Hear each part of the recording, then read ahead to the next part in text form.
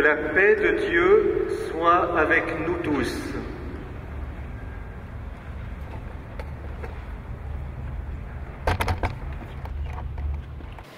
Der Friede Gottes sei mit uns allen.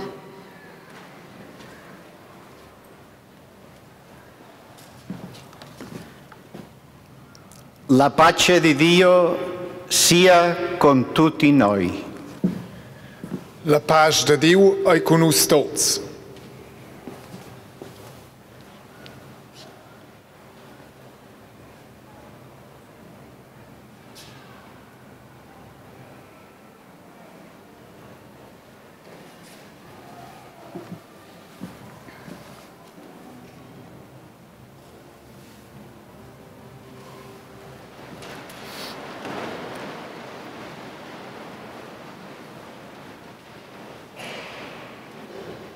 Sehr verehrte Anwesende, im Namen der evangelisch reformierten Münstergemeinde darf ich Sie sehr herzlich willkommen heißen hier im Berner Münster.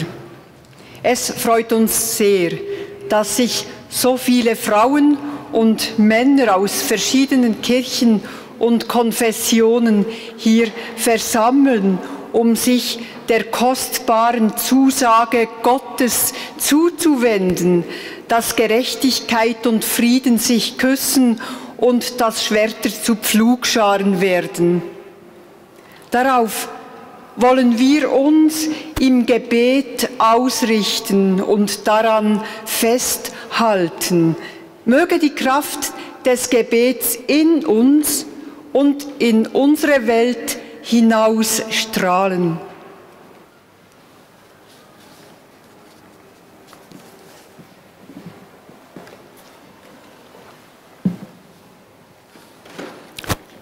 Mesdames, Messieurs, au nom de la communauté de travail des églises chrétiennes en Suisse, je vous souhaite à mon tour la bienvenue.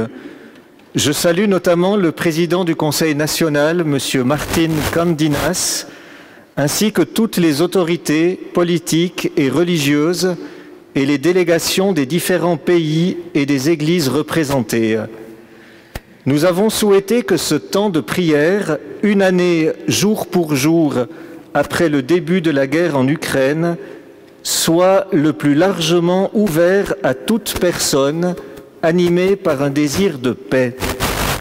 Nous avons décidé de nous tenir à l'écart de toute approche partisane ou de toute dimension politique. Nous voulons seulement prier Dieu pour la paix, prier Dieu pour toutes les victimes et toutes les personnes qui souffrent de la guerre en Ukraine, en Russie et partout ailleurs dans le monde. Wir wollen zu Gott beten, dass es irgendwo in diesem Konflikt einen Raum für die Sehnsucht nach Frieden gibt, einen Raum für die Stille inmitten des Lärms der Waffen, für die Vernunft inmitten des Wahnsinns der Menschen. Dass es irgendwo in diesem Konflikt einen Raum gibt, um dem anderen zuzuhören, sich in die Lage des anderen zu versetzen und zu versuchen, ihn zu verstehen. Parce que nous croyons que le désir de paix est finalement la seule attitude où il est possible de vivre et d'espérer. Parce que nous savons que la paix est la seule attitude vivable en ce monde et nous voulons devenir artisans de paix. Im Namen der AGCK Schweiz danke ich allen, die während der letzten Wochen sich intensiv und in ökumenischem Geist für die Vorbereitung dieses Gebets engagiert haben.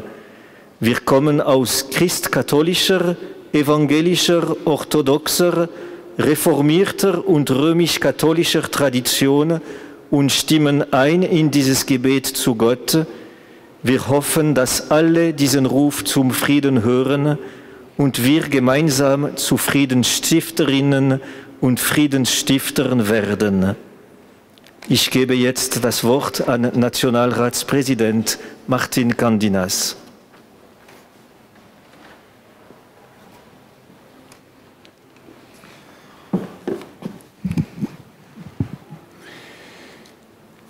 Sehr geehrte Vertreterinnen und Vertreter der Schweizer Kirchen, sehr geehrte Damen und Herren. Heute vor einem Jahr sind in der Ukraine russische Truppen einmarschiert. Die Ukraine ist ein Land, das nur wenige Stunden von der Schweiz entfernt liegt und mit dem wir viele kulturelle Gemeinsamkeiten teilen. Ein europäisches Land. Die Schweiz ist ein neutraler Staat, in dem seit 175 Jahren kein Krieg mehr herrschte. Unsere Geschichte ist eine Geschichte von Frieden und Wohlstand. Ich sage das nicht mit Stolz, sondern mit unendlicher Dankbarkeit und großer Demut. Mit derselben Demut wende ich mich heute im Namen der Bundesversammlung an all jene, die unter den Folgen des Krieges leiden, an die Familien, die den Verlust von Angehörigen betrauern, an jene, die schlaflose Nächte in Sorge und Angst verbringen, an jene, die von der Gewalt gezeichnet sind. Wir teilen ihren Schmerz. Wir, die schon so lange von Kriegen verschont geblieben sind, können nur ahnen, wie groß ihr Leid ist. Deshalb haben wir uns heute hier im Berner Münster versammelt.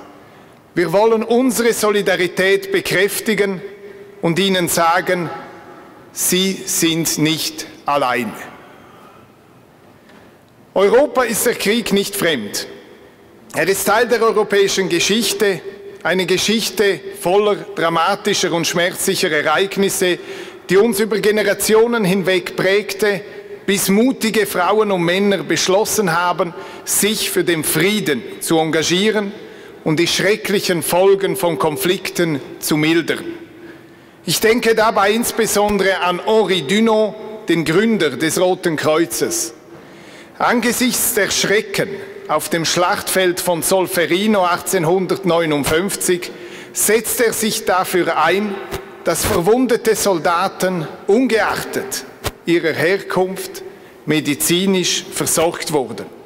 Henri Dunant sind die Genfer Konventionen zu verdanken, die den Schutz von Verwundeten, Kriegsgefangenen, humanitären Helferinnen und Helfern sowie Zivilpersonen garantieren sollen.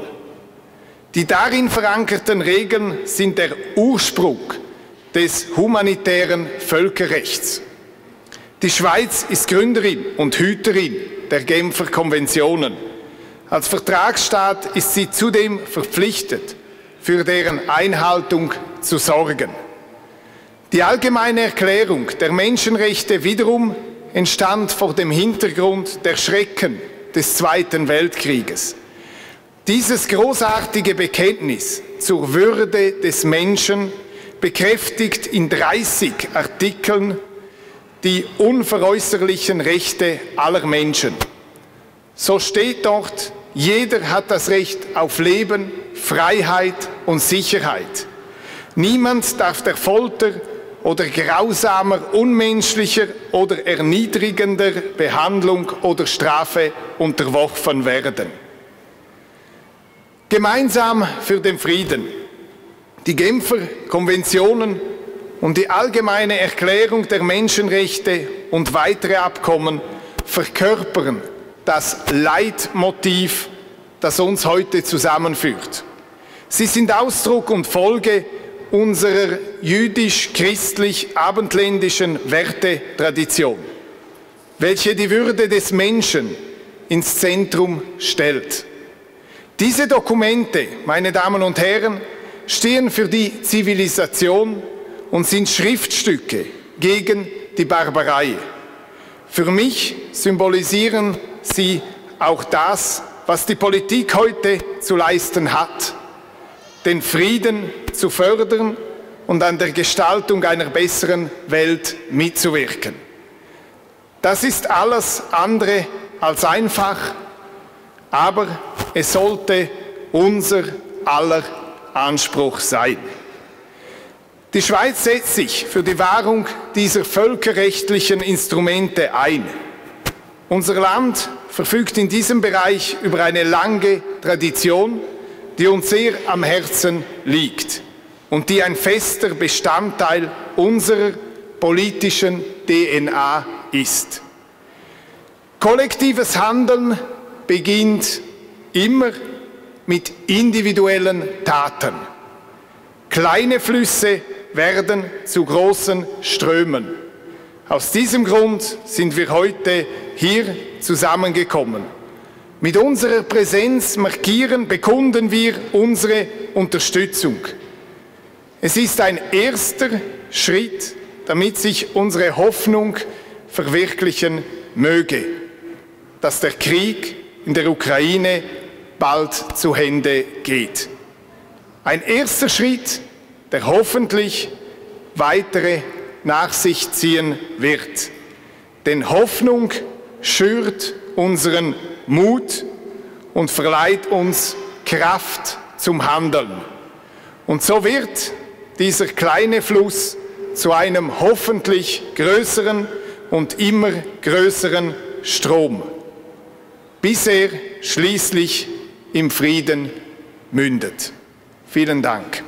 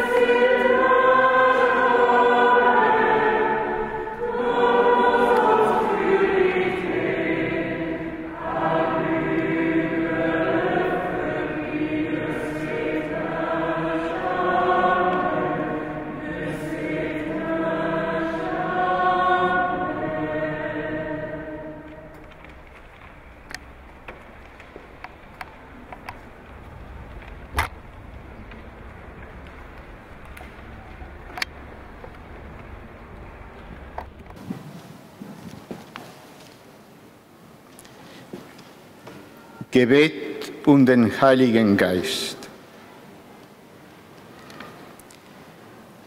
Komm, Geist des Friedens, entwaffne die Herzen der Gewalttätigen. Komm, Geist der Versöhnung, befreie die Streitenden aus ihren Konflikten. Komm, Geist der Feuersglut, läutere die Gedanken der Verhärteten. Komm, Geist der Hoffnung, begleite die Flüchtenden auf ihren Weg. Komm, Geist des Trostes, lindere den Schmerz der Trauernden.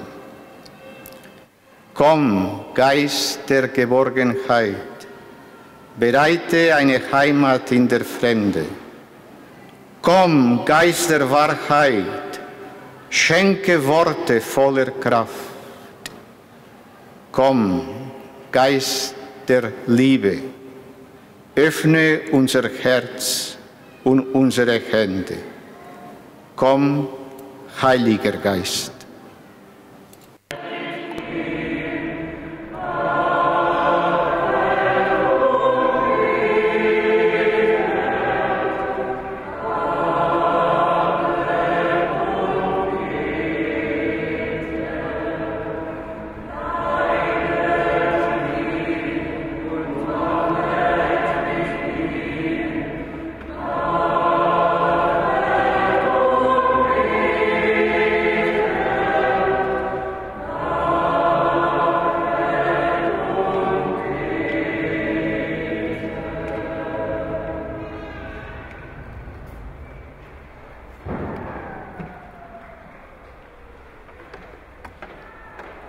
Ich lade Sie ein, dass wir stehend gemeinsam den folgenden Psalm lesen.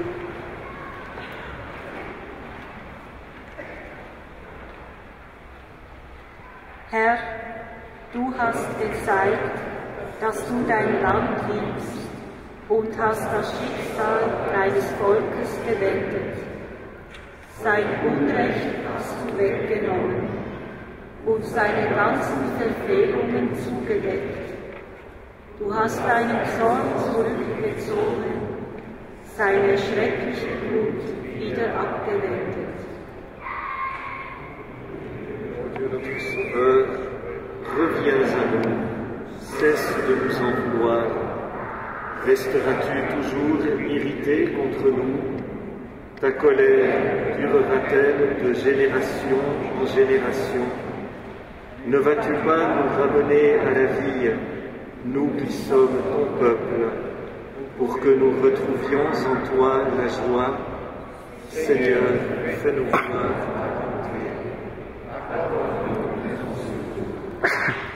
Ich horche auf das, was Gott, der Herr, sagt.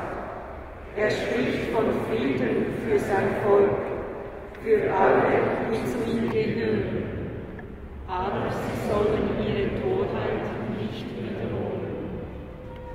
Oui, ton aide est imminente pour ceux qui reconnaissent son autorité. Sa présence glorieuse habitera bientôt notre pays. Dann kommen Güte und Treue zusammen. Gerechtigkeit und Frieden küssen sich. Die Treue sprießt aus der Erde hervor und die Gerechtigkeit blickt vom Himmel herab. Le Seigneur lui-même donne le bonheur et notre terre donne sa récolte. La justice marche devant lui et ses pas tracent le chemin. Amen. Wir bleiben zum Lied stehen und nach dem Lied bleiben wir noch eine Minute schweigend stehen und setzen uns dann, wenn die Orgel anhebt.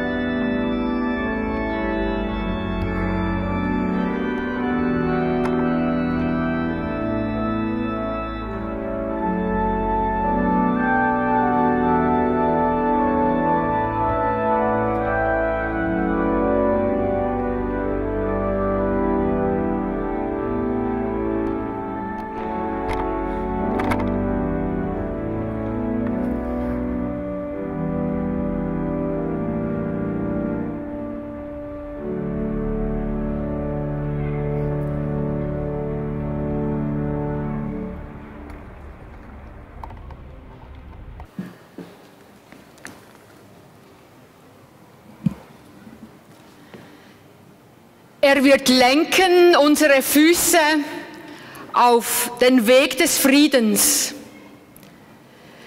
Liebe Schwestern und Brüder in Christus, heute nehmen wir diese prophetischen Worte des biblischen Zacharias und setzen sie über unser Gebet an diesem traurigen Gedenktag. Seit einem Jahr beten wir unablässig in unseren Gottesdiensten und extra arrangierten Friedensgebeten um den Frieden in diesem ungerechten Krieg gegen die Ukraine. Seit Jahrtausenden beten wir zu Gott um seinen Frieden in allen Konflikten dieser zerstrittenen Welt. Kommen wir durch unser Gebet dem Frieden auch nur einen Schritt näher? Ja, denn Gebet schafft Gemeinschaft. Gebet nährt den Glauben und Gebet führt hinaus ins Handeln. Immer wieder neu, damit wir nicht müde werden, uns in der Nachfolge Jesu Christi für eine friedlichere Welt einzusetzen, bis er wiederkommt. Da ist Gemeinschaft, damit wir nicht alleine sind. Wir versammeln uns heute als Christinnen und Christen der verschiedensten Konfessionen hier im Berner Münster. Mit seiner Größe, mit seiner Schönheit, Geschichte und Bedeutung bietet es uns einen bergenden Raum für unsere Angst, für unsere Zweifel, unsere Wut und unsere Hilflosigkeit. Hier im Berner Münster haben Menschen seit Jahrhunderten gebetet, in Friedenszeiten und in Kriegszeiten. Es tut gut, dass uns die Liturgie ihre alten Worte zuspielt, Worte schenkt gegen unsere Sprachlosigkeit. Wir lassen uns leiten durch uralte Rituale, die uns handlungsfähig machen in all der gefühlten Ohnmacht. Im Beten halten wir unser gemeinsames Nichtwissen, unsere Unsicherheit und Angst vor Gott aus. Wir stehen zusammen als glaubende Christinnen und Christen. Wir halten gemeinsam fest und lassen uns nicht auseinander dividieren. Wir halten fest an unserer Sehnsucht nach Gerechtigkeit und an der biblischen Vision des Friedens. Beides gehört zusammen. Wir beten, damit wir gemeinsam standhaft bleiben auf der Suche nach beidem, Gerechtigkeit und Frieden. Da ist Gott, der unsere Hoffnung ist. Es gibt tief in uns drin noch diese Hoffnung, dass alles anders kommen kann, als es uns gerade die Nachrichtensendungen weise machen, dass echter Friede einziehen kann, dass die Waffen, mit denen die Ukraine sich verteidigen muss, nur eine vorübergehende Notlösung sind, dass ein Wunder geschieht, die Geschichte dreht.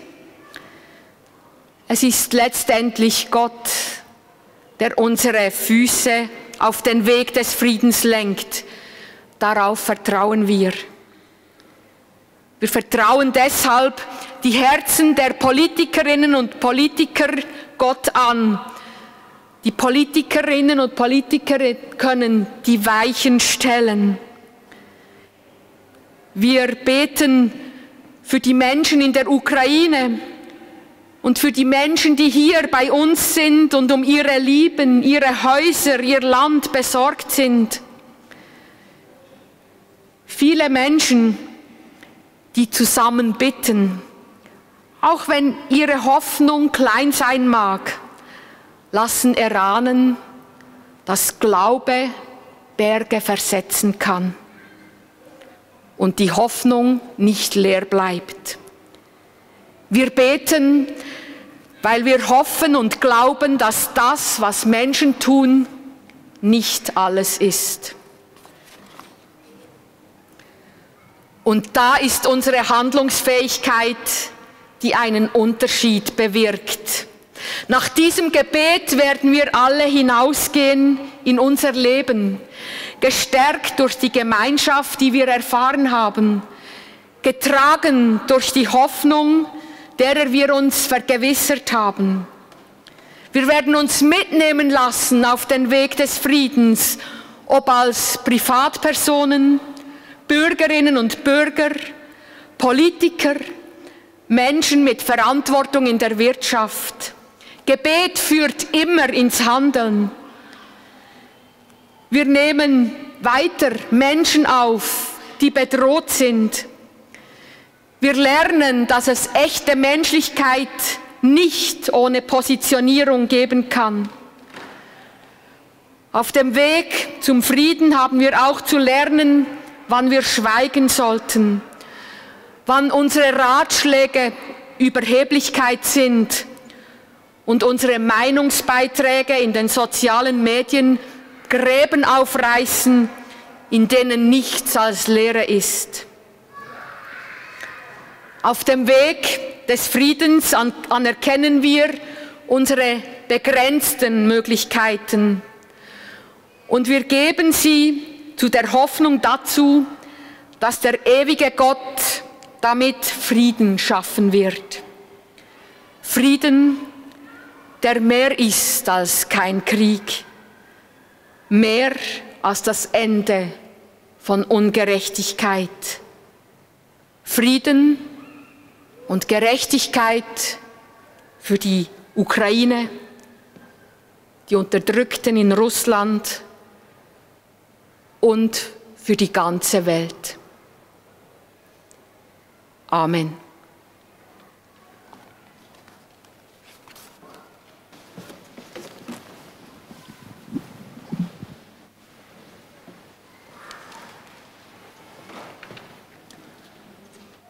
Entrons ensemble dans la prière, en communion avec les chrétiennes et les chrétiens de Suisse pour implorer le don de la paix en ces temps troublés par de nombreuses guerres, notamment en Ukraine.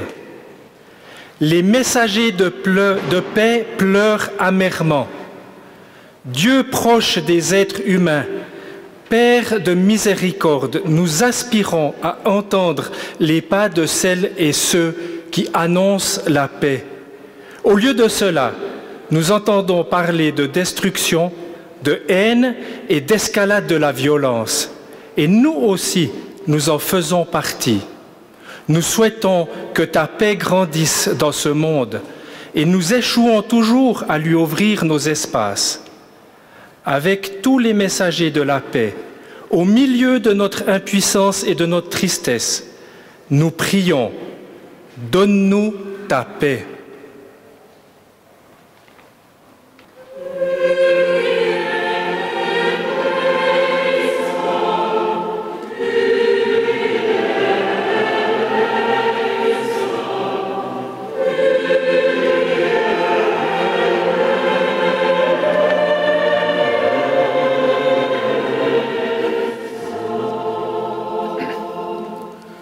Er hat uns aufgerichtet, ein Horn des Heils, uns zu retten von unseren Feinden, uns zu entreißen aus der Hand derer, die uns unterdrücken.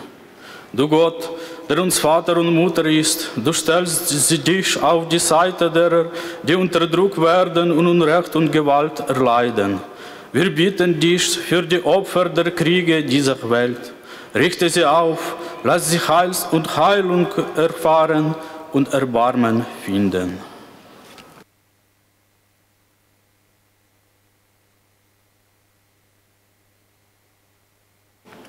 Den Weg des Friedens kennen sie nicht. Unser Gott und Schöpfer, du Geist und Leben der neuen Schöpfung, wir bitten für jene, die sich in den Wegen der Gewalt festgefahren haben, der Gewalt, die ihren Blick verfinstert und sie daran hindert, Wege des Friedens in Betracht zu ziehen. Weite du die verengte Horizonte und stärke uns, mutig neue Spuren vorzulegen.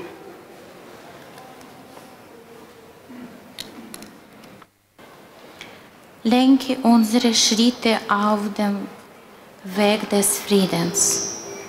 Gott, du Geist der Wahrheit, in diese von Konflikten gebrachten Welt bitten wir, komm du uns ergehen aus unseren Wegen. Stärke alle, die inmitten von Auseinandersetzungen Frieden stiften. Bewahre den Blumen doch der Hoffnung, dass wir uns Konflikten zu guten und erneuerten Beziehungen finden. Lenke unsere Schritte auf dem Weg des Friedens.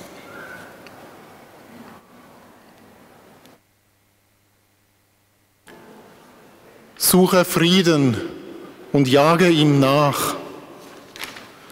Lebendiger Gott, wir stehen vor dir mit unserer Erschöpfung und Müdigkeit. Das Unheil hält an, das Unrecht tobt sich aus.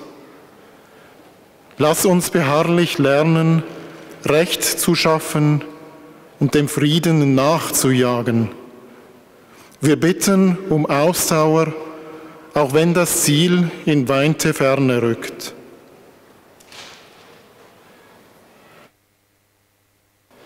Que dans vos cœurs règne la paix du Christ, à laquelle vous avez été appelés. Dieu, Esprit de réconciliation, nous te prions. Viens habiter en nous, dans nos actes, dans nos cœurs et dans nos pensées. Vains en nous la haine et l'amertume. Vis en nous comme une source de joie.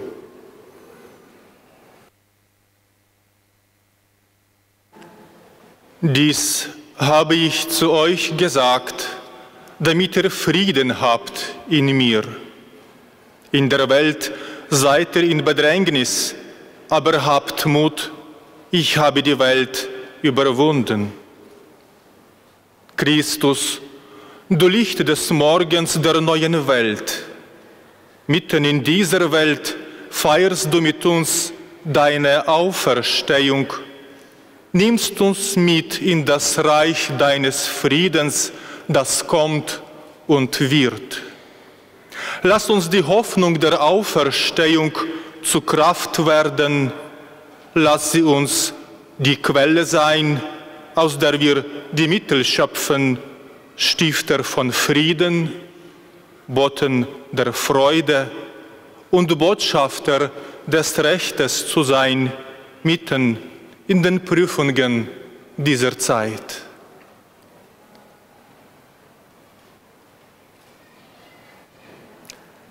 Dieu proche des êtres humains, nous avons confiance en toi. Nous te remercions d'entendre nos plaintes et nos demandes et d'avoir pitié de nous et de ce monde. Amen. Bitten wir gemeinsam das Gebet, das uns Jesus selbst gelehrt hat, jede und jeder in seiner Sprache. Notre Père, qui es aux cieux, que ton nom soit sanctifié, que ton règne vienne, que ta volonté soit faite sur la terre comme au ciel. Donne-nous aujourd'hui notre pain de ce jour. Pardonne-nous nos offenses, comme nous pardonnons aussi à ceux qui nous ont offensés.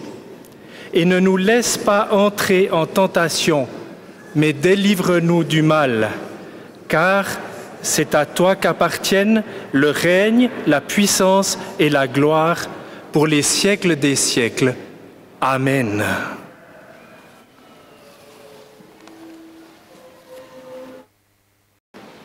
Cette veillée de prière va s'achever, mais la prière pour la paix ne se termine pas. Elle doit nous accompagner de retour chez nous chaque jour. Am Ende dieser Feier kann jeder einen Moment in Stille verweilen.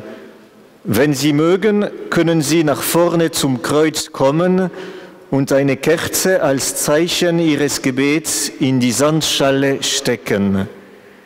Gerne können Sie auch einen Olivenzweig mit nach Hause nehmen, ihn mit anderen teilen und Ihre Lieben einladen, das Gleiche zu tun, damit die Hoffnung wächst auf eine friedliche Welt, in der niemand vergessen wird.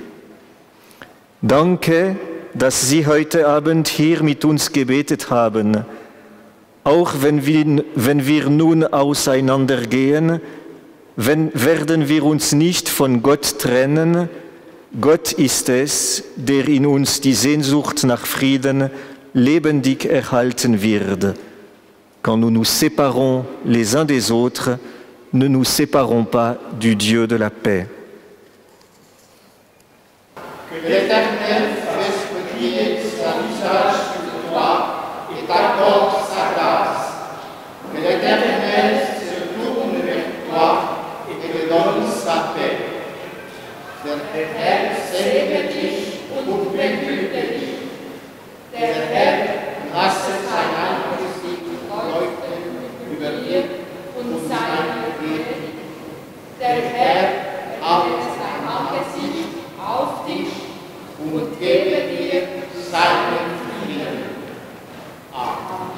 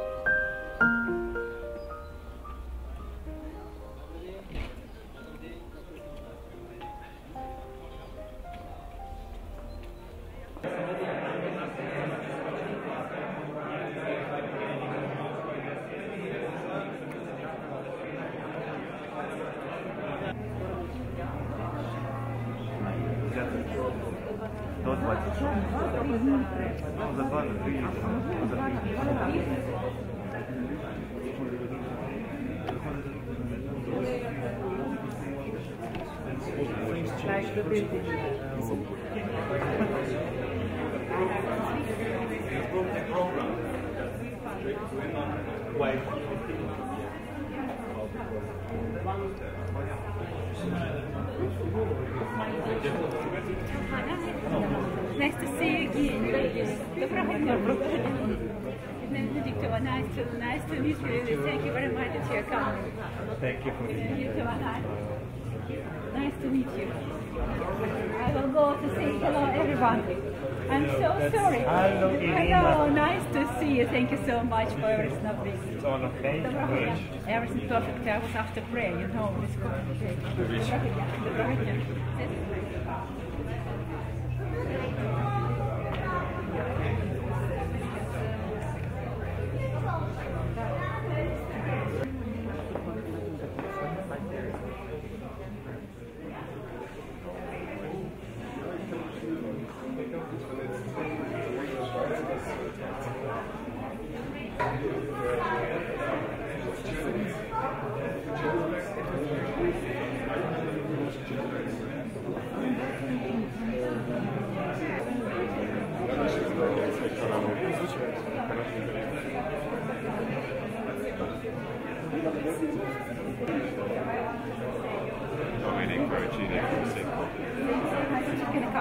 Наталя Шкарпак. Дуже приєднаю. Дякую, що прийшли.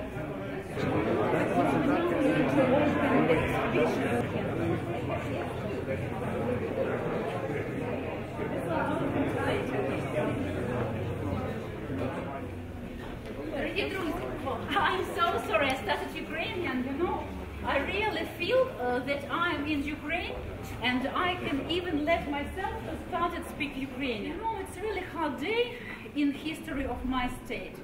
The day when 1 year ago full-scale invasion started. But the war began 9 years ago. It's really crucial barbarian war, and what we saw, for example, after the occupation of Kiev region, it was from 2014 in Donetsk, Lugansk and Crimea. And for us it's really crucial, all these things, barbarian things of tortures, murders, rapings and so on and so on. Today we will have, you know, very emotional day, and we want to start to open exhibition to give you some emotions about this day. After the exhibition, we started at 5:40 upstairs. It will be some official speeches, and after then concert with Ukrainian musicians. And you will hear our Ukrainian hymn by Ukrainian chorus. And you know, I'm very deeply in this day. It's a tough day in this year, but it was so tough day 1 year ago. I was Prosecutor General. I remember that we started 4:30 with calling from President office, and State and Secretary of our Council of Defense mentioned me, Irina, you should come to President. President waits. The voice began. And after then, when I went out from President, I started to call my children and told them, kids, we can be not with connection. We don't know what will be next. You will be now evacuated. Please be in touch and we will find you. Actually, no, it's so emotional for all Ukrainians, families, life now. Life without families, life without normal possibilities.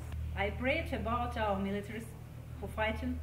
I prayed about our civilians who do everything to survive in our Ukrainian cities. That's why I so appreciate that you can be these 2 hours with us, to feel our pain, to feel our hope, and I hope support us to have this victory as fast as possible. Evgeny, please start to open exhibition. Thank you again.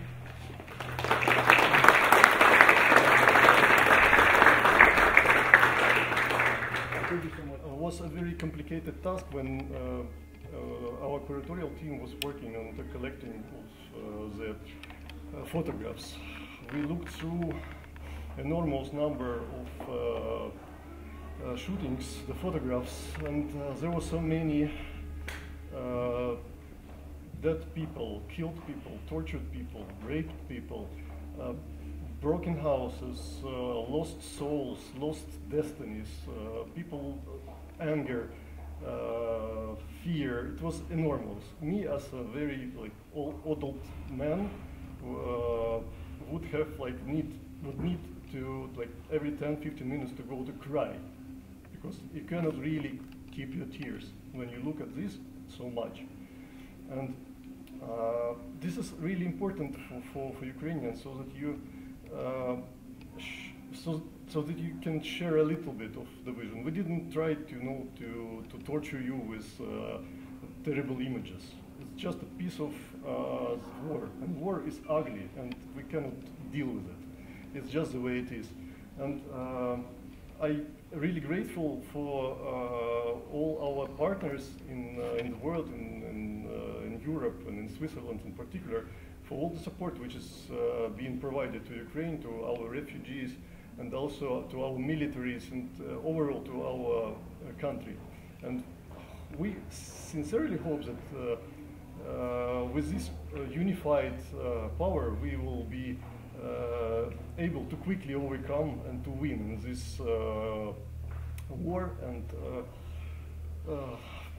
that's overwhelming a little bit. So yes, you were here, and if you want some explanations about photos, I can do it. I'm here. I think yes, we need some explanation that just give us briefly details, because I thought this exhibition is true, and actually we wanted this exhibition here because it's really very emotional, with sounds, with light, with photos. Please give us short details, because we really want to be on the one page and not only with our, eyes, but with everything, with all our emotions.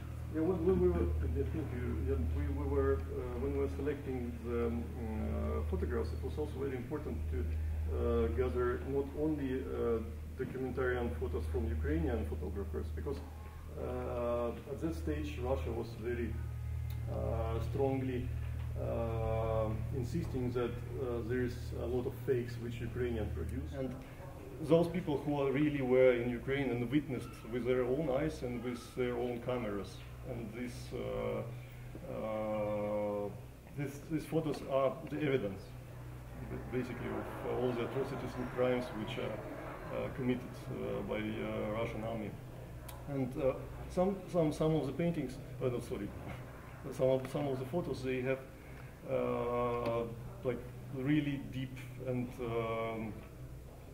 like personal touch with some of the photographers. For example, these two photos, it's a portrait of a priest who was from Ivano-Frankivsk, and he went to Bucha to serve. And he was tortured and executed. Basically, you see that he is just a man. Слава Україні! Героям слава!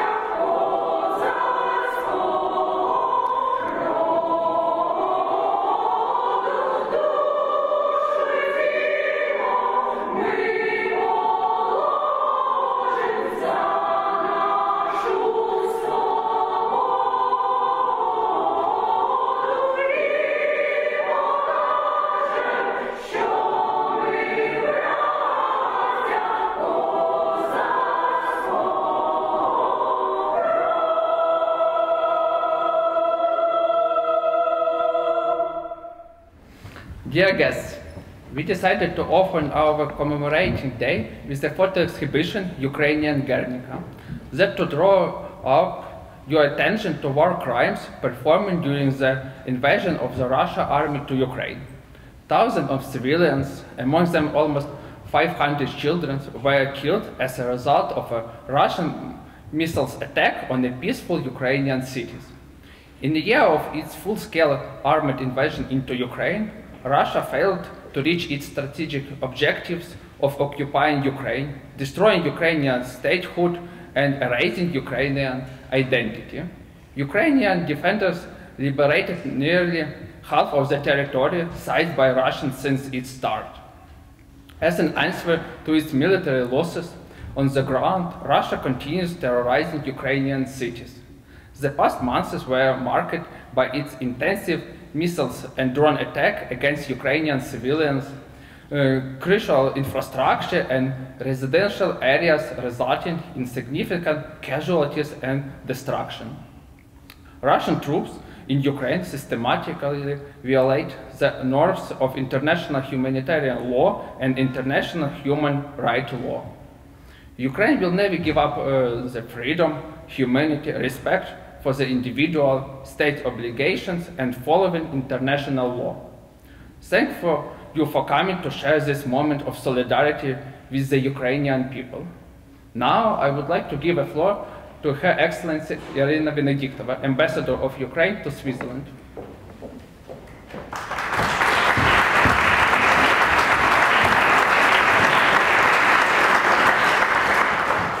Dear Madam State Secretary, dear members of Swiss Federal Assembly, dear Mr. City President, Excellencies and members of the Diplomatic Corps, dear ladies and gentlemen, friends of Ukraine. It's my great honor to see all of you at this esteemed hall. I am glad that Yuhin Menuhin Forum remains our platform for dialogue with all peace-loving people. Today we witness 1 year since Russia's full-scale invasion and 9 years of aggression against our country. We are grateful to the Federal Council, the Federal Assembly, cantons, communities, and all Swiss people for their support and solidarity throughout this difficult time. New humanitarian assistance package announced 2 days ago sends another strong political message on the Russian aggressor, as well as a security readiness to address Ukrainians' most urgent needs.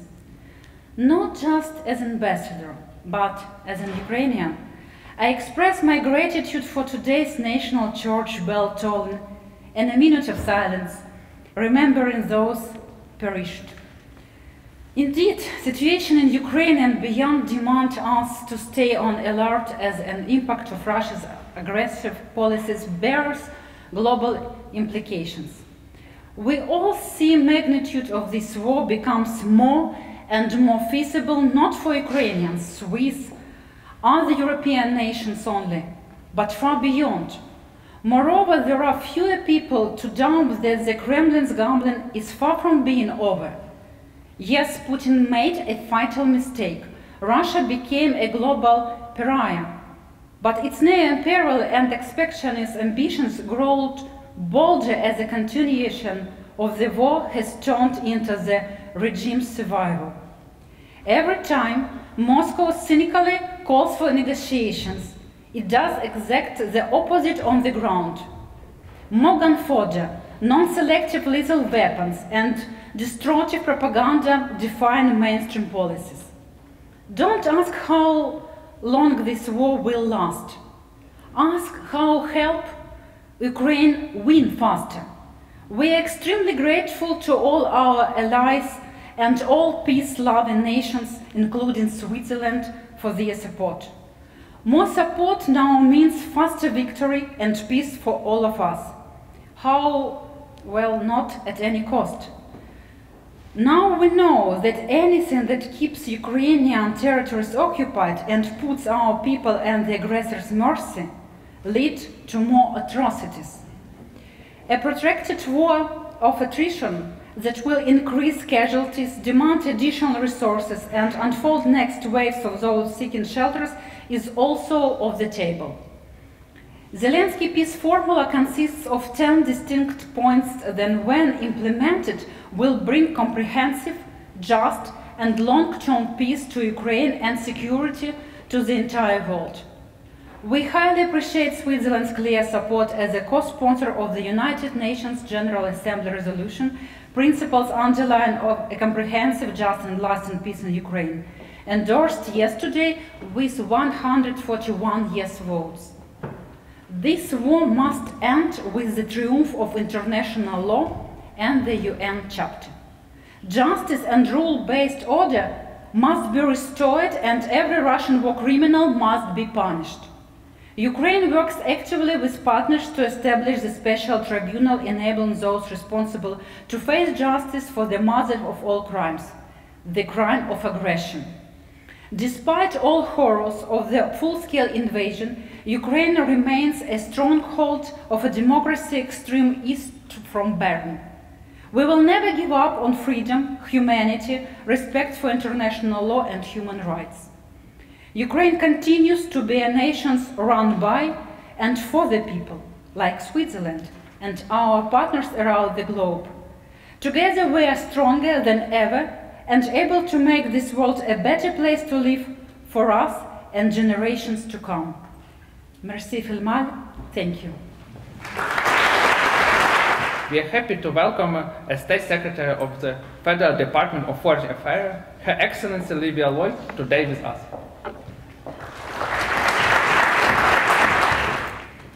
Dear Ambassador Benediktova, members of Parliament, Mr. Mayor, Excellencies, ladies and gentlemen. Let me begin by conveying the greetings of the Federal Council, in particular Federal Councillor Ignacio Cassis. He is currently in New York, where he participates in today's debate in the UN Security Council on the maintenance of peace and security in Ukraine. The Federal Council and the Swiss population altogether were deeply shocked when Russia initiated its military aggression against Ukraine in the early hours of 24 February, 1 year ago. Up until the final moments, significant efforts were undertaken to avoid such an escalation. This war has plunged the Ukrainian people into suffering and uncertainty. Beyond, it has undermined the sense of security in Europe and weakened the international order. It was self-evident from the outset that Russia's military aggression constitutes a blatant violation of international law. Thus, standing with Ukraine is tantamount to defending our international rules-based order. It was therefore consequential for the Federal Council to adopt the EU sanctions against Russia. Switzerland stands in solidarity with Ukraine and its people. After a winter package of 100 million Swiss francs on 2 November, the Federal Council 2 days ago spoke another 140 million Swiss francs in support of Ukraine. In view of the Ukrainian population's distress, Swiss aid organizations also mobilized even record contributions of roughly 300 million Swiss francs last year. In addition, many Swiss families welcomed uprooted Ukrainians in their homes. I was impressed to see how the Ukrainian community in Switzerland, alongside Swiss people from all walks of life, were able to resourcefully help one another. I remember very well images of the first weeks when enormous quantities of relief supplies were organized by the Ukrainian embassy. Yet, the real cost of this aggression cannot be measured in any currency. To this day, tens of thousands of people in Ukraine were killed or injured. Thousands remain either detained or missing, leaving families in anguish and despair. Essential civilian infrastructure, such as hospitals, schools, as well as water and energy facilities, were destroyed, leaving the population without essential services. The hardship and suffering that Ukraine is being forced to endure is excruciating. Switzerland is appalled by the Russian aggression with its disastrous consequences and strongly condemns this blatant violation of international law. Switzerland will support all meaningful and serious efforts to cease hostilities and secure an enduring and just peace, respecting territorial integrity and sovereignty of Ukraine. I admire and respect the determination and courage of the Ukrainian people and its leadership to stand up for their values, principles, and for their country. On behalf of the Federal Council, I would like to express my deepest condolences to the Ukrainian people on this sad anniversary. Thank you.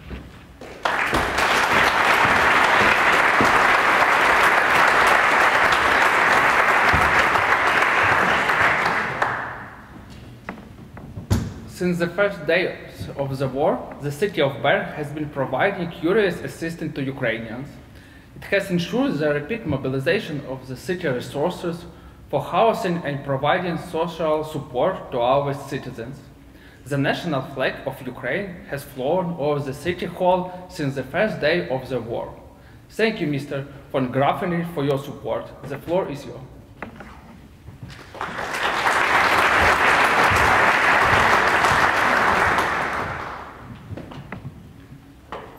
Thank you, dear Ambassador, dear Irina, dear friends from Ukraine, dear friends of Ukraine, ladies and gentlemen.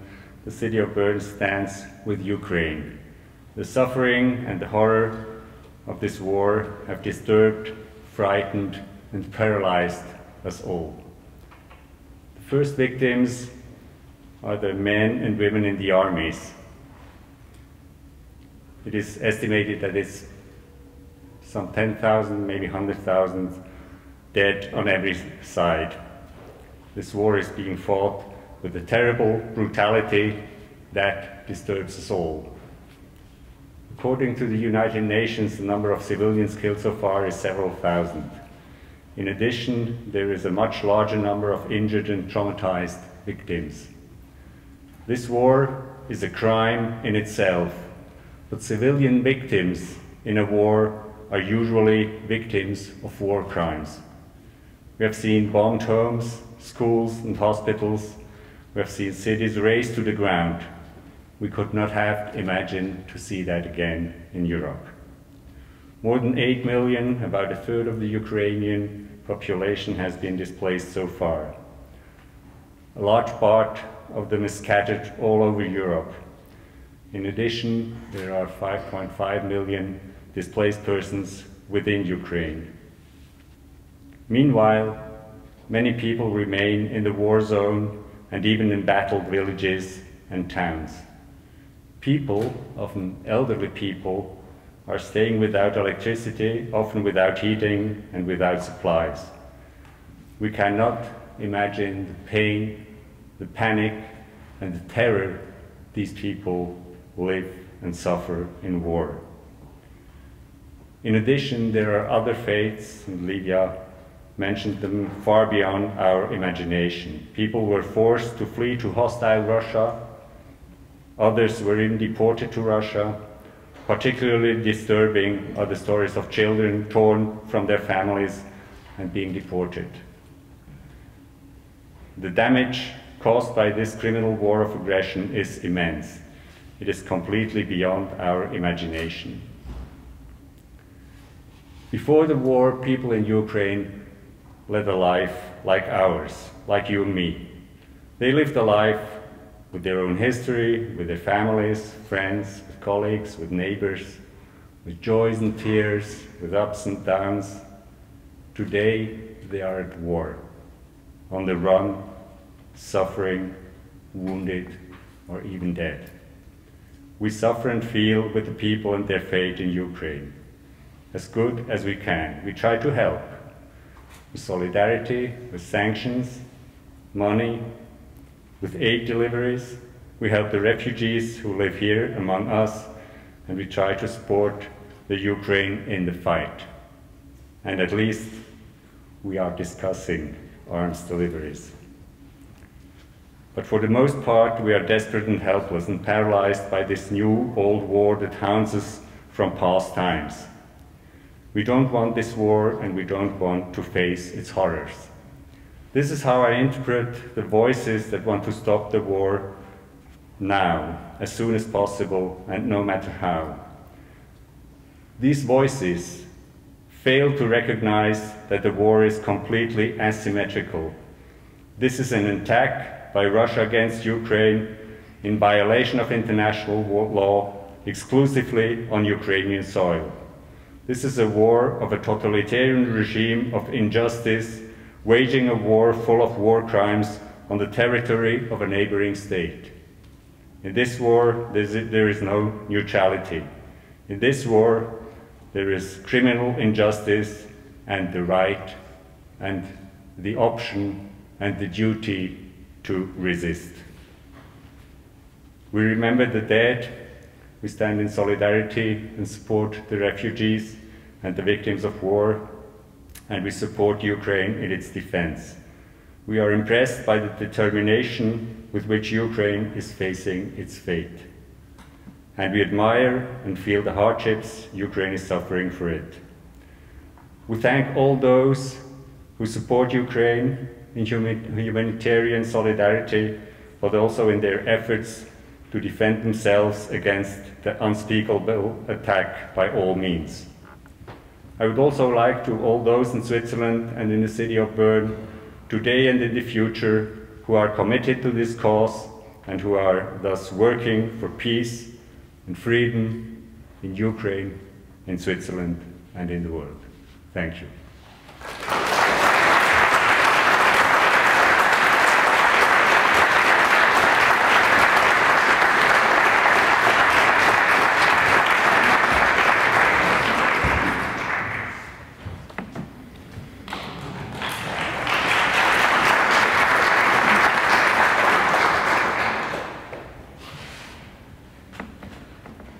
Now we would like to invite to the stage our good friend and a representative of one of the largest defense partners of Ukraine, Ambassador of the United States to Switzerland, His Excellency Scott Miller.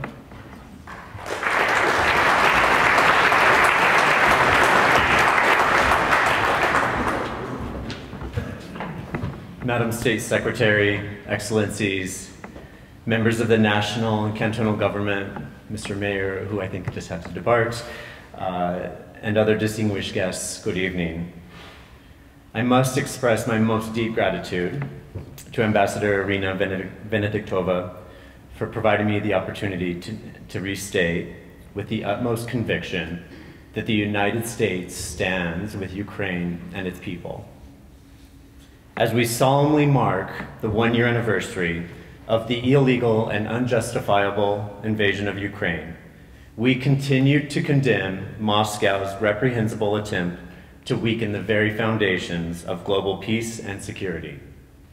It is imperative that we continue to stand with Ukraine as in their fight for sovereignty and self-determination.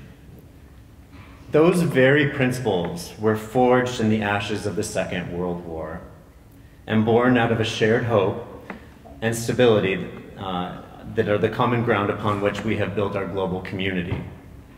And it's the bedrock of the vision for a better tomorrow. But after 75 years, those ideals are at greater risk than ever before. 1 year ago, Putin's Russia launched a cowardly and brutal assault against Ukraine, drawing no distinction between armed soldiers and unarmed civilians. But the Ukrainian people stood firm, resolute in their determination to defend their families, their culture, and their way of life. They have fought valiantly, not just for themselves, but for all of us who believe in the principles of justice and freedom. Putin's attempts to take Kyiv were in vain, and today, in more than 50% of the area that Russia claimed as their territory at the peak, the Ukrainian flag now waves proudly as a symbol of courage and unity. And we must always acknowledge with heavy hearts the unbearable suffering that the people of Ukraine have been forced to endure.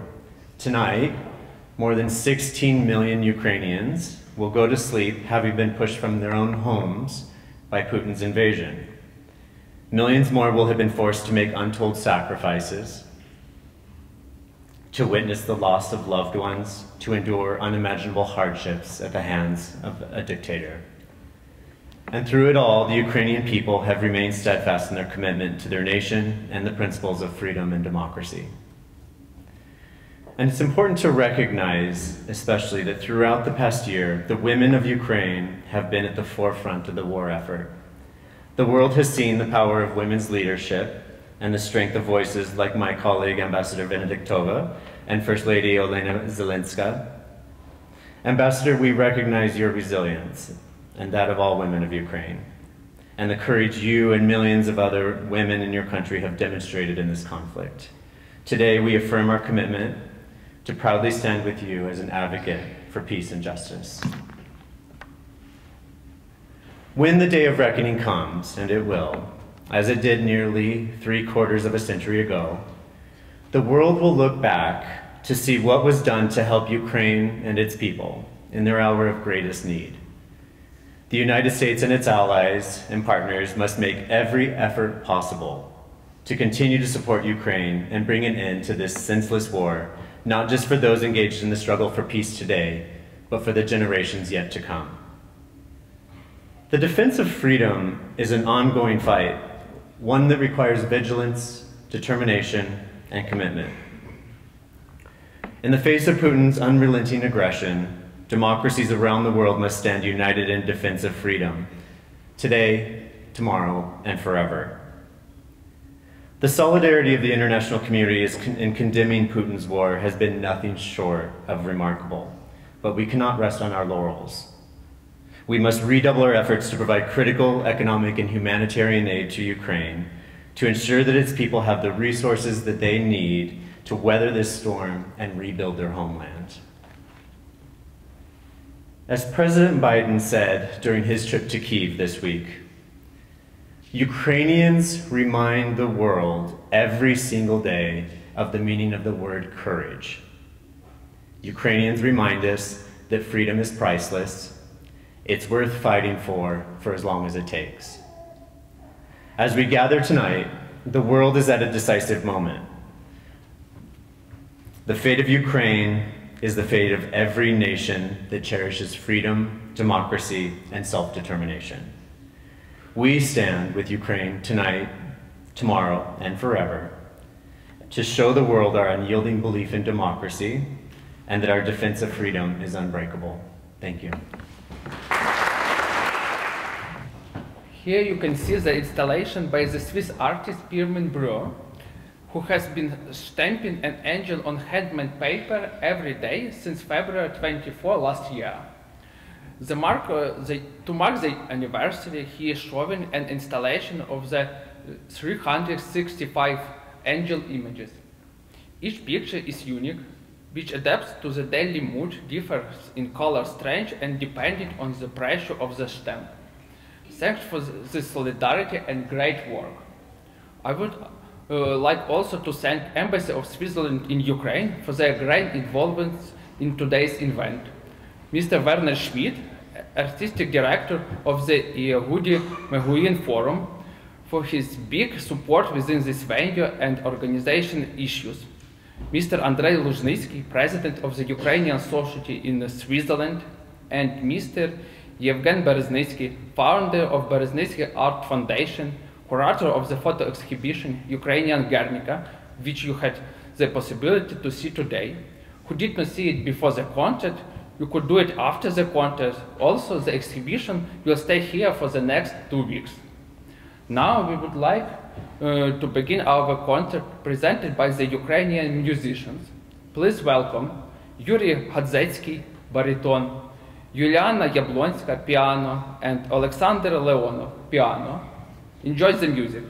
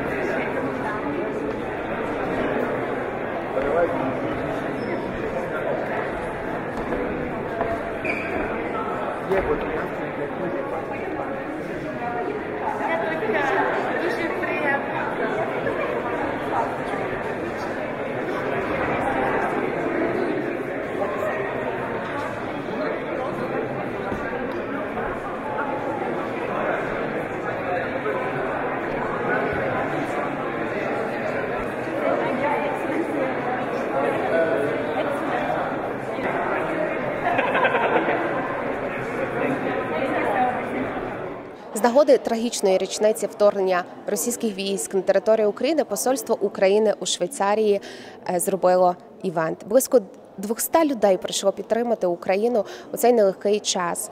Мер міста Берну, державний секретар, Міністерство закордонних справ, а також посол США в Швейцарії висловили свою підтримку з нагоди цієї жахливої річниці. Під час події була показана виставка і також співав гімн переспів. Вітальні слова сказала Ірина Венедіктова і розповіла, наскільки трагічним цей рік видався для України і для неї особисто. Дипломати, керівники громадських організацій, а також активні українці і не тільки, а й швейцарці і інші національності прийшли підтримати Україну та посольство України у Швейцарії і їх партнерів у цей нелегкий час. Ми запитаємо Ірину Венедіктову, про що вона би мріяла сьогодні і які її будуть наступні кроки на посаді посла України у Швейцарії. Це дуже чуттєва подія сьогодні відбулася. Ця дата особлива, мабуть, стане в історії України. Я по собі це відчуваю, що нам додався 1 рік, як сказав Залужний, але ми постаріли набагато більше. І я це дійсно відчуваю особисто. Ця подія була дуже чуттєва, дуже красива, дуже сумна. Я особисто розплакалася наверху. Я дуже вдячна за саме такий рівень події, тому що він відкриває Україну для швейцарських слухачів, для швейцарської аудиторії. І я дуже сподіваюся, що досить скоро ми зможемо зробити більш веселу, радісну подію, яка буде відзначати нашу перемогу. А наразі це сум по тим, хто загинув, тим, хто не повернувся, і тим, хто змушений був виїхати з своїх домівок. Я дуже вам вдячна. Добре. Що ж, сьогодні дуже такий тяжкий день. Звісно, дуже багато спогадів, дуже багато неприємних спогадів. І ми бачимо в соцсетях, кожна людина намагається виразити свої почуття, свої емоції. Я дуже рада бути зараз сьогодні з своїми співвітчизниками в Берні, в консульстві, поруч приміщення, але все ж таки. І, звісно, ті почуття, які ми тут відчуваємо, все, коли ми чуємо українські пісні, коли ми чуємо те, що у інших людей також болить, це не передаваємо. Я дуже рада тут бути, і я співчуваю всім українцям, які за цей рік дуже багато залишили. І я дуже вірю в нашу перемогу, як і всі ми. Дякую. Сьогодні було дуже цікаво бути присутнім на цьому заході. Перш за все, цікаво зрозуміти, що міжнародні партнери власне думають так само і діють так само, як українці в ці складні часи. Я дуже сподіваюся, що за допомогою міжнародної спільноти, зокрема Швейцарії, Сполучених Штатів, представник якої сьогодні був тут, це буде перша і остання річниця війни, і ми в цьому році закінчимо цю страхітливу історію і, власне, почнемо будувати дійсно конструктивне і наповнене сенсом життя. Чудовий концерт, окреме слово, митцям з України, і, власне, дуже приємно було тут, і сподіваюся, що дійсно ми не будемо з таких трагічних приводів зустрічатися. Мета була завжди, знаєте, зробити wake-up call. Тому що тут в Швейцарії люди дуже солідарні. Вони дійсно відкрили двері нашим, як, мабуть, нікому з інших біженців. Не хочеться говорити це слово біженці, да? Я завжди кажу тимчасові гості, але реальність, вона жахлива. Да? Тому дійсно швейцарці зробили для нас, мабуть, багато, вони до тих пір такого не робили. Але я вважаю, що можна більше, і тому сьогоднішній захід був для мене дуже важливий саме з точки зору показати, що от в нас тут захід, а в Україні зараз війна, і в нас вмирають військові, вмирають цивільні. Саме тому ми розпочали цією виставкою. Ви бачили виставку. Звуки, світло, фото, які показують, наскільки реальність війни страшна. І потім були небагато і короткі офіційні спічі, але вони були важливі. Це було дійсно, знаєте, знак і від уряду Швейцарії, і від муніципалітетів Швейцарії, і від дипкорпусу. Мені дуже сподобалось, як сказав посол Швейцарії. Ми з вами сьогодні ввечері, завтра і завжди. І я сподіваюся, що дійсно це мають бути наші слова, які ми винесли звідти. Солідарність цих людей сьогодні, завтра і завжди. Ну і, звичайно, цей прекрасний концерт. Мені здається, що коли пан Юрій співав «Рідна мати моя», плакали всі, а українці всі підспівували. Тому мета – зробити wake-up call. Не відривайте фокус від того, що зараз твориться в Україні. А в Україні війна. Нам дуже сподобалось бути теж присутніми на цьому івенті. Мені здається, що був дуже успішним, і понад 200 людей завітало на цей івент. Це масовий, і просто і ці слова, які лунали зі сцени, вони були прямо в саме серце. Ви говорили про 7 тисяч людей, які жили тут, і яка кількість тимчасово переселених людей, вона збільшилася майже в 10 разів. Скажіть, будь ласка. Більше, ніж 10 разів. Останні цифри від наших консулів біля 120 тисяч. А було до full-scale invasion, до повномасштабного вторгнення 7. Як посольство може допомагати чи сприяти, інформувати власне тимчасово переселених людей в Швейцарії? Ви бачите, що ми намагаємося зробити тим ресурсом, що в нас є максимум можливості щодо інформування. В нас зараз працюють волонтери і дівчата, які дійсно відповідають на дзвінки, на мейли.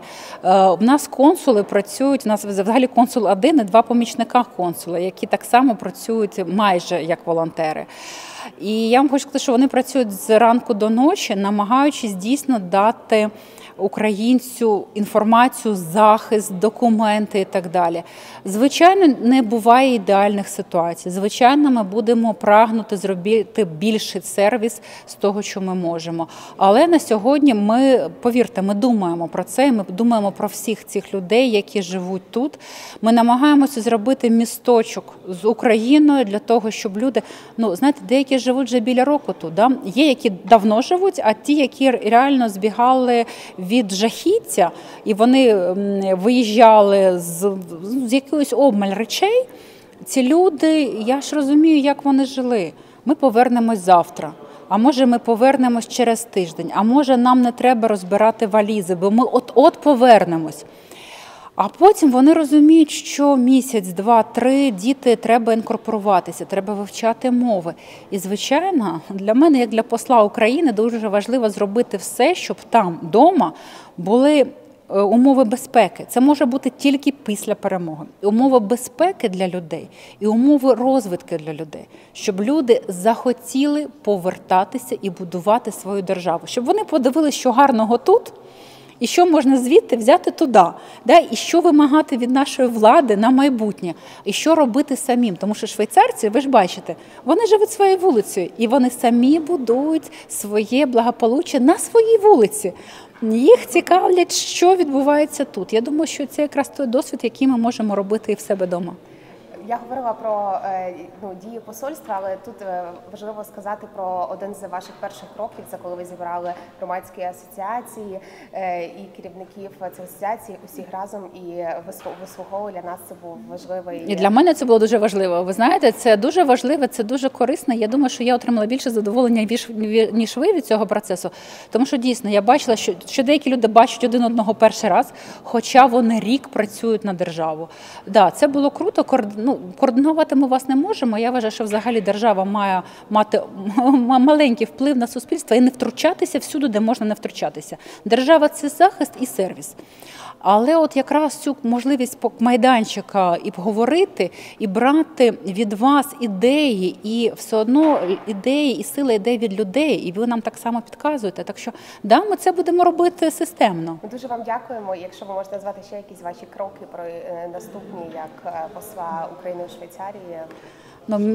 Моє найголовніше завдання номер один – це зробити все, щоб перемога прийшла скоріше, і ми кожен на своєму фронті це робимо. Тому я маю працювати з місцевою владою і з місцевими, мешканцями, які впливають на місцеву раду. Звичайно, для нас важливе питання реекспорту. І всі депутати, які тут були, всі виходили, я кажу, ви ж голосуєте за реекспорт, тому що скоро голосування. Ми з цим працюємо. Так само нам важливо подальший тиск санкцій. Санкції є, але недостатньо. Треба більше і треба сильніше. Крім того, звичайно, рекавері. Ми розуміємо, що наша країна буде підніматися, коли будуть інвестиції. Тому ми працюємо над цим. Так що завдання більше, ніж, знаєте. Слухайте, останнє питання і закінчимо. Що Швейцарія може дати українцям? Тобто, скільки Швейцарія вона допомагає? А що Швейцарія може не дати, а отримати взамін? Тобто, чого українці можуть навчитися тут у Швейцарії? Що українці можуть і Україна дати Швейцарії? Такий енергетичному обміні? А ви знаєте, це дуже гарне питання, і тільки так можна просуватися вперед. Завжди треба брати і давати. Неможливо тільки чогось вимагати, брати, не даючи. Тому наші відносини між державами можливі тільки коли в нас буде двосторонній реверсний рух. Тільки так. Що Швейцарія може дати? Багато Швейцарія може дати.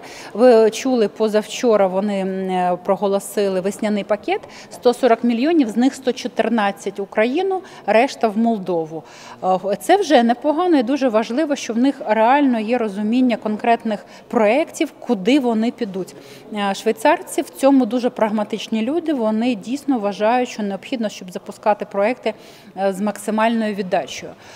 Я думаю, що це тільки початок того, що можна дати Швейцарії. Вони прекрасні в технологіях, вони прекрасні в тому, як будується процес навчання.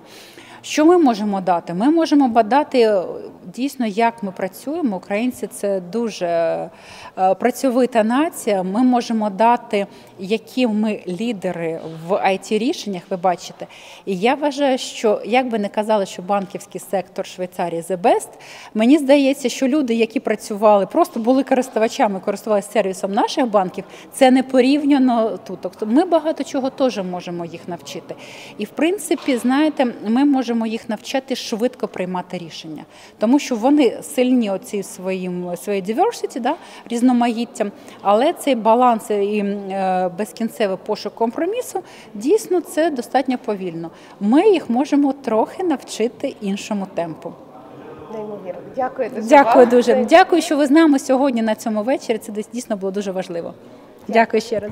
У Берні відбувся пам'ятний захід до річниці російського вторгнення в Україну. Посольство України у Швейцарії організувало неймовірний івент за підтримки більше ніж 200 людей з усієї Швейцарії. Дипломатичний корпус, представники бізнесу, керівники громадських організацій, а також впливові і небайдужі люди, які допомагають Україні, взяли участь у цьому заході. Зі словами підтримки виступив посол США у Швейцарії, також мер Берну і державний секретаріат Міністерства закордонних справ Швейцарії. Слова скорботи, підтримки і солідарності лунали зі сцени, а також глядачі мали можливість побачити виставку, організовану Євгенієм Бережницьким, і почути хор-переспів. Виставку і хор закінчили прекрасний сольний концерт українських діячів.